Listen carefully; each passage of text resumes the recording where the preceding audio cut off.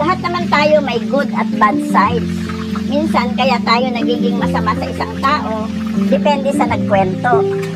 May mga tao talagang master manipulator at magaling magbaliktad ng kwento para lang sirain ang pagkatao mo. Hayaan mong mabingi sila sa katahimikan ng pagkawala mo, because the best response to disrespect is disappearance. Hindi na kailangan ng explanation. The moment na nawalan ka ng value sa mata ng tao, that's a clue to walk away. Bakit ka magstay sa isang lugar na hindi ka na tinitingnan ng may respeto?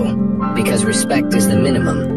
Kapag wala nun lahat ng pagmamahal mo at effort mo, mababaliwala lang. Kaya imbis na makipagtalo ka at i-prove mo yung worth mo, you better choose silence. Kasi yung silence ng pagkawala mo, it means tinanggalan mo sila ng access sa buhay mo. Hindi ka laruan na pwede nilang kunin at itapon kung kailan nila gusto. Mahalaga ka at importante ka. Kaya once they forget your worth, give them the gift of your absence. At isa pa, huwag kang manghihinayang sa isang connection na meant talaga para mag-end.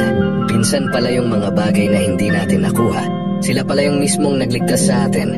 Minsan yung akala mong sayang, yun pala ang dahilan kung bakit nakaligtas ka sa mas masakit, mas mabigat at mas nakakalunod ng katotohanan. Maybe some rejections are really protection in disguise.